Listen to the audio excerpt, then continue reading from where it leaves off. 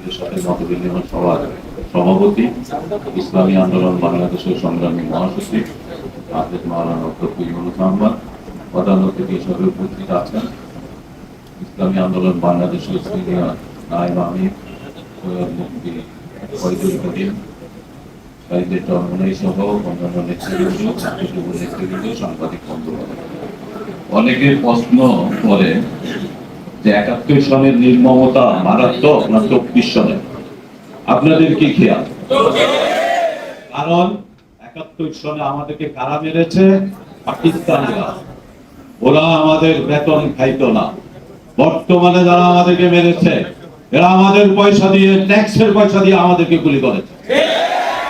২৪ সনের নির্মমতা ৭১কে হার মানিয়েছে। সরকারকে আমরা ভুয়া বলা দরকার নাই। আওয়ামী লীগের অফিসের নিচের থেকে ভুয়া উঠে গেছে। আপনার সরকার ভুয়া, আপনি ভুয়া, ভুয়াগিরি করে আর ক্ষমতায় থাকার প্রয়োজন নাই। দ্রুত কিভাবে নামবেন, দ্রুত নামার চেষ্টা করুন। আমাদের অর্থনীতি পাচার করেছেন, আমাদের ব্যাংক দেউলিয়া করেছেন, আমাদের সন্তানদের উপর গুলি চালাচ্ছেন, এরপরও আপনি ক্ষমতায় থাকার নির্লজ্জতা দেখাচ্ছেন। ঠিক আপনাকে, ঠিক আপনার শিক্ষকদেরকে, ঠিক আপনার বংশের লোকদেরকে, ঠিক আপনার আদর্শকে। আপনি প্রথম বলেছেন সাইদ হত্যার বিষয়ে আপনার বক্তব্য স্পষ্ট, পুলিশ ভুলে টুলে করেছে। মাহবুবুর রহমান হানিফ বলেছে যে এই পুলিশ করে সে শিবিরের কর্মী ছিল। স্বরাষ্ট্রমন্ত্রীর আন্ডারে যে পুলিশ বাহিনী চলে সেই পুলিশ বাহিনী এজাহার দিয়েছে 16 বছরের এক বালকের বিরুদ্ধে। এটা আপনার সম্মান, এটা আপনার বিচার। অর্থাৎ এই ধরনের সব মামলাই ভুয়া।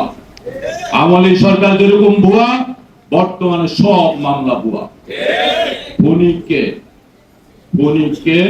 খুন হওয়ার আগে মন্ত্রীদের বক্তব্যের মধ্যে স্পষ্ট খুনি কারা উস্কানি দিয়েছে।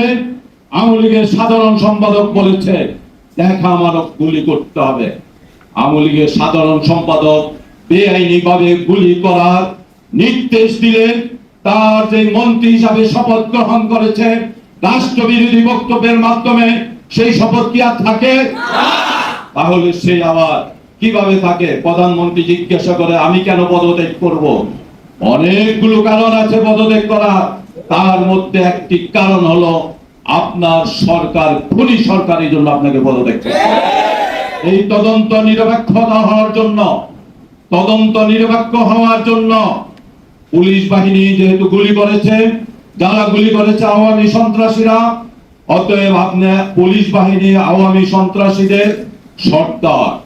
এই তদন্ত নিরপেক্ষ হওয়ার জন্য আওয়ামী লীগ সরকারকে পদত্যাগ করতে হবে। আমার কথা স্পষ্ট। যখন কোটা বিরোধী আন্দোলনের সমর্থন দেওয়ার প্রয়োজন ছিল, ইসলামী আন্দোলন বাংলাদেশ সমর্থন দিয়েছে। যখন মিছিলের প্রয়োজন ছিল, মিছিল করেছে। কিন্তু যখন গণহত্যার, গণগ্রেফতার চলে, তখন সমর্থন দিয়ে আর লাভ নাই। সরাসরি সামনের কাতারে থেকে ইসলামী আন্দোলনকে যুদ্ধ করতে হবে, করতে হবে খুনের বিরুদ্ধে। এই সরকারের পায়ে মাটি নাই, ধাক্কা দিলেই পড়ে যাবে ইনশাআল্লাহ। আসল সবাই প্রস্তুতি গ্রহণ করে, ইসলামী আন্দোলনের নায়েব আমির আছেন, ইসলামী আন্দোলন বাংলাদেশ সহ আমরা সবাই প্রস্তুতি গ্রহণ করি একটি আন্দোলনের, যে আন্দোলনের মাধ্যমে এই খুনিদের পতন হবে, বিচার এই মাটিতে হবে। আল্লাহ আমাদের সবাইকে তৌফিক দান করুক। আসসালামু আলাইকুম ওয়া রাহমাতুল্লাহ।